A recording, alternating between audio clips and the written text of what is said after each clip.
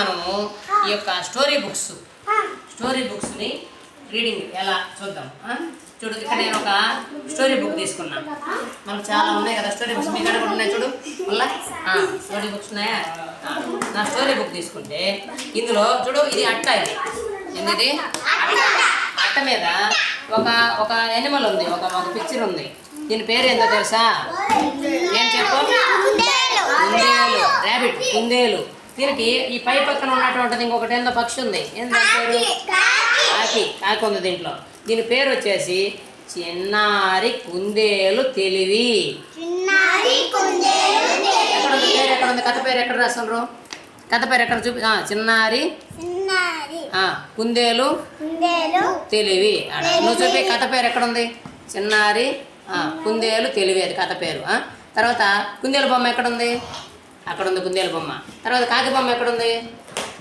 కాకి బొమ్మ ఎక్కడుంది? ఇప్పుడు చూడు, ఈ అట్టని ఇలా పట్టుకొని చూడు, ఇలా ఈ కుడి చేతికి మూల ఇక్కడ అంచున ఇలా పట్టుకొని ఇలా తిప్పాలా.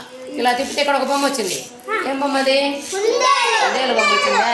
ఇలా తిప్పాలి పేజీ, ఇలా తిప్పాలి. ఇలా తిప్పితే ఇక్కడ చూడు, ఈ కింద పక్కన ఏ బొమ్మ వస్తుంది? మధ్యలో ఈ బొమ్మ పేరేంది? పైన ఈ మూల ఉన్న బొమ్మ పేరేంది? అది కూడా కాకి వచ్చిందా? ఇలా తిప్పుతున్నాం. ఇక్కడ చూడు, ఇక్కడ ఈ కుడి చేతికి మూల ఉన్న ఈ బొమ్మ పేరు ఏం పేరు? చెట్టులో ఉన్న బొమ్మ దీని పేరు ఏం పేరు? ఈ రెండు పక్షులు ఉన్నాయి, దీని పేరు ఏం పేరు? ఎగిరే సీతాకోక చిలుక. దీనికి ఇక్కడ అట్ట ఇలా ఉంది వెనక పక్క. వెనక పక్కలో పైన ఒకటి ఉంది. ఏంది ఇది? పెద్దది చెట్టుకి ఈ మధ్యలో ఏముంది? నక్క. ఇక్కడ సొగం కనపడుతుంది, దీని పేరు ఏం పేరు? కాకి. కింద పక్కన ఏమున్నాయి? చెట్లేనా? చెట్లు. ఇలా ఇది ఒక కథ. ఓకేనా? ఇంకొక కథ తీసుకుందామా? ఇది చూడు, ఇది తీసుకుందాం, ఈ కథ తీసుకుందాం. ఇక్కడ చూడు, ఇక్కడ ఒక పెద్ద బొమ్మ ఉంది ఈ అట్ట మీద. ఏం బొమ్మ అది?